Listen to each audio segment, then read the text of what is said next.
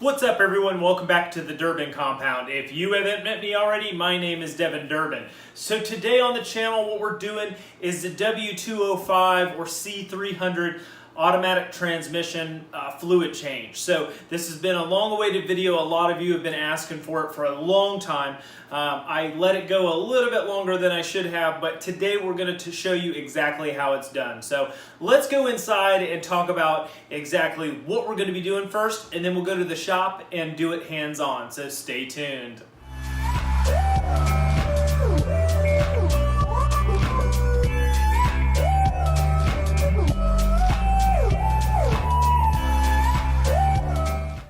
Alright guys, first and foremost, I want to explain exactly how this transmission fluid change is done so that you get a better understanding of what you're about to do. I think this is really going to help out.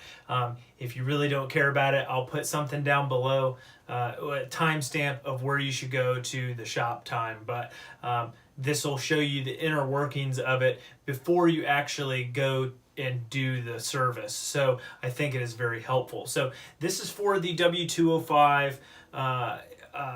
This transmission is used in a lot of different models. So the transmission is a 722.9, the 7-speed automatic is what we're doing today. It's used in a lot of different models, so you need to do your research on that. I'm not the end-all, say-all on what it is. But let's go over the fluid change and exactly what happens here. So let's draw out our transmission pan here. Okay, so you have a fill plug here. Just imagine this fill plug. When we go to the shop, I'll tell you exactly what size it is, what different what different sizes you can use. Now, over this plug inside, there's a little plastic, like basically a little plastic filler neck that looks like this. Okay, and it has an O-ring in it. Just go ahead and draw the O-ring like that. Okay, so this O-ring sits down on the actual pan. Now this thing is sealed, so what happens is you want the fill level of the water or the fluid to be above this fill neck. Okay, so in order for you to fill this, this is the only port to fill and drain the transmission. So that's why this fill port or this filler neck exists. Okay, so what we do at first is we put in a screwdriver. Okay, you put your screwdriver in here. It's a crudely drawn screwdriver. Okay, but you stick your screwdriver up in here, flathead screwdriver, nice skinny one, and you're going to push your screwdriver one way or the other.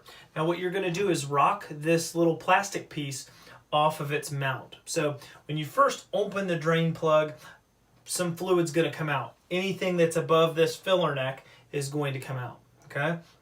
Now after you put your screwdriver in there and flip this over, you're going to basically unseat this O-ring from its base.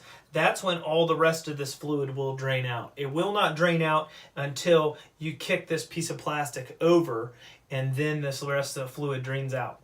Don't think that you can just take off the filler plug, let it drain out, and then take the pan off. Not going to happen. It's full of fluid, trust me. So there's I think we fill it with 5 quarts. So there's only about maybe half a quart that comes out when you take the plug out. Don't be fooled. So that's what I wanted to explain to you guys before you actually go and do the service. Now, once we fill it back up, that's where it gets a little bit more technical. You need a little adapter. So this is an adapter I bought off Amazon. It's made by CTA Tools. The number 7415, or rolling a picture here. This literally threads into the threads in the pan where the plug goes, and it allows you to hook up a pressure vessel or something like a pump sprayer, and you pump the fluid back in. So after we take the pan down, you'll see it in the shop. I will seat the filler neck back into its position. Then we will pump the fluid over, and we will put the filler neck on. We'll pump the fluid over and into the pan until it starts coming out again. Then we'll start the vehicle, make sure that it's getting through all the valve bodies, the transmission, the filter, all that stuff, warm it up, and then we make sure that it is to this fluid level when we're done filling. So let's head on over to the shop and let's check this process out. I'll try to do it as best I can, explain some stuff, some helpful tips through the way. Let's do it. All right, guys, now we're underneath the car. The easiest way to get at this is obviously to have it on a lift so that we can get underneath it. But we're gonna take off our transmission cover here. These are all 8mm bolts. This is the cover that you would take off for a standard oil change. And then we're gonna take off the cover in the back here to reveal the transmission. So I'm gonna go ahead and take those off, and then we'll get back on here.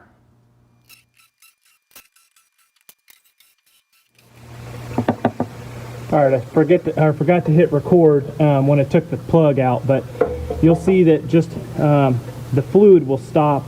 It won't drain out a lot of fluid here. There is quite a bit, maybe 2 quarts, maybe a quart and a half will drain out before we knock over this plastic piece. All right, so that was about it. We're gonna go ahead and knock over this plastic piece, and you'll see how much more will come out. All I did was kick the screwdriver to an angle here and kind of pop it off so that the seal quits making a seal, really. Guys, so a lot of you don't have external Torx sockets. This is an external Torx bolt, if you can see it here. A little hack for this is a 6.8mm will fit on the bolt, and it will allow you to do the job. So if you don't have an external Torx kit to take off these transmission bolts, don't fret. You can use it.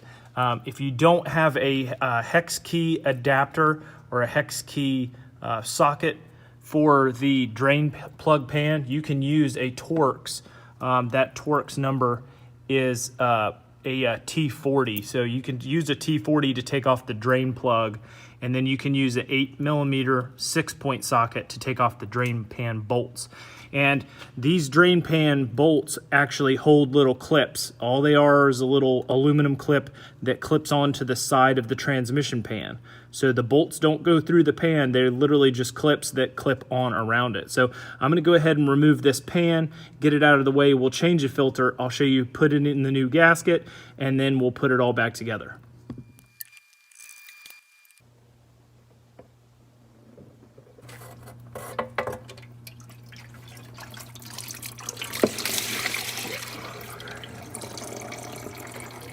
All right, guys, so we've taken the pan cover off. Now we're just gonna remove this filter here. It literally just pops out of place, and then you have a little bit of fluid that comes out of there after you pop that out. But literally, that's as easy as it goes for the filter. It is full of a little bit of transmission fluid, so be careful with it. All right, so now I want to show you the pan from the inside. This is the plastic piece that we were talking about here. You literally are just dislodging it to the side, and that O-ring will quit doing its job in there. So it literally just sits on there like that to ensure the pan level is up past this collar here. When I put the screwdriver in, all I did was dislodge it so that the fluid could go out around that O-ring. That's the pan. Okay, we're gonna remove this gasket. It's going to get replaced. I'm gonna wipe the pan down. We're gonna put the new filter in, and we're gonna put the pan back up. How easy this pan gasket is to put on. It has a little lip here where it fits over the edge of the pan. So just go around the pan and make sure it fits all the way around and is seated on it. Okay, piece of cake. Now let's go up and put the new filter in. If you want, you can use some of this transmission fluid to lube up your little O-ring here on the filter. Really not that big of a deal. It'll still be dripping. You can use some of this stuff to lube up your O-ring. Then you're literally just going to snap it up into place just like that, and it will hang just like that. When you put the pan up, it will hold that up into place against the body. So that's how you install the new filter. Piece of cake. All right, so now let's go ahead and put our pan back up in place. We're going to put a couple bolts in to hold it, and then we'll run them down. All right, guys, I always install the 2 on the edge. There's 1 on each corner and 2 on the sides. I always install those first to make sure that the housing is, or the drain pan is in a good position. and then we'll go ahead and place the rest of them. So I have a power bleeder here. This is a Motive Products power bleeder. It's usually for brakes. You want to make sure that the brake fluid's all rinsed out, drained out, cleaned out. We're going to be using this ATF blue fluid like I had explained before in a video. I'm going to fill this little jug. All it does is have a pumper on it, so just like a pump sprayer, you pump it up and then it will discharge it out the hose. We'll hook the hose up to our adapter there at the transmission. So I'm going to go ahead and fill these up, and then next camera angle you'll see we'll be pumping it into the transmission. All right, so I'm going to start pumping this sprayer here, or it's not a sprayer, but I'm going to start pumping the bleeder here, and you'll see the fluid start to enter the transmission here. Whoop. And we're filling. I'll see you in 5 quarts.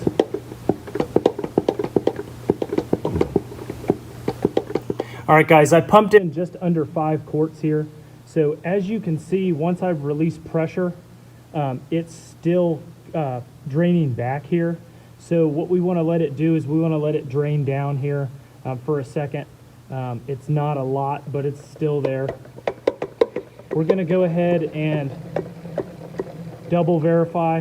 I've pumped it all in, let off pressure, and the fluid still comes back out. So that means that the fluid level is over our little plunger up there. So now what we want to do, we're at a safe level to start the car. We want to go ahead and warm it up to its normal operating temperature, which just takes a couple minutes of idle. We'll hit it with the temp gun here. I'm looking for about 150 degrees Fahrenheit, and then we'll ensure that it's full. I'll show you the sound that it makes when you take this off after it's full. We're going to make sure it's full while it's running, not full while it's cold.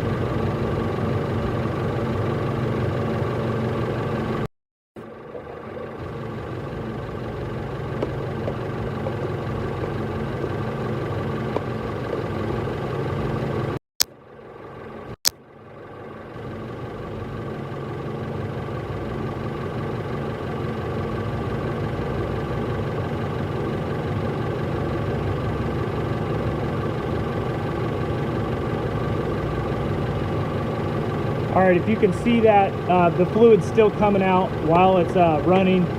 So we're gonna keep it pumped up, make sure that it's taking everything that it can. We're gonna keep measuring this temperature. All right, we're at 100.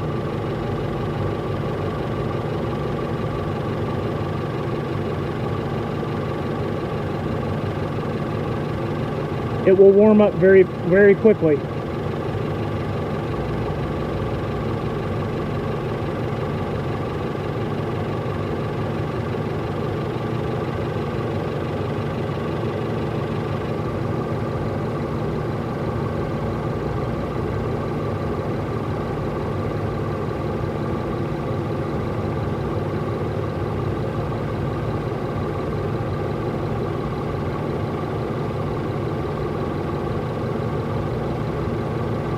All right, as you can see, we're still full over the filler line, and we're at 130 degrees, 158 degrees. It warms up very, very quickly. All right, so we're gonna go ahead and we're gonna make sure that we pump it up a little bit more, put the rest of it in there. We'll let off our pressure, see if it comes back again. All right, see, it came back again, so we're still over full. Now when you take this adapter off while it's running, it's going to gargle a little bit. You're going to want to hear a gargling noise, and you're going to let the rest of it drain off while it's running. It's kind of weird, but that's just how it is.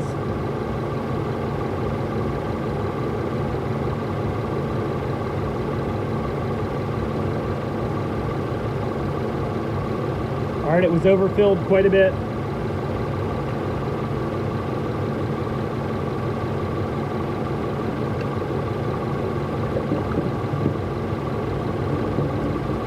All right, and that's it.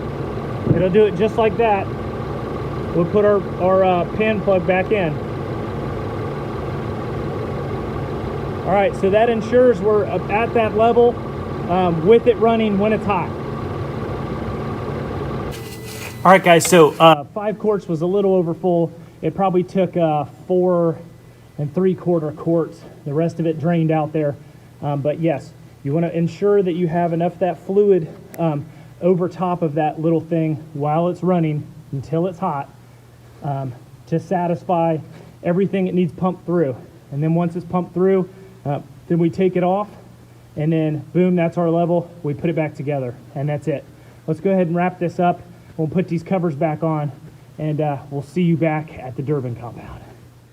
All right, guys, I hope you learned a lot from the video. I apologize for the audio. I really only had one chance at it, and it turns out that the GoPro I was using is just messed up beyond all belief. So I tried to get it as good as I could on the computer in editing, but it is what it is. We had one shot at it and it just didn't stack up. So if you're still here in the video, I applaud you for sticking around. I hope that you learned something today. If you have any questions, put them in the comments below. I'll be sure to answer them as fast as humanly possible. But as always, I hope to see you click that subscribe button, give me a thumbs up or a thumbs down, whatever you're into, and we'll see you guys in the next video.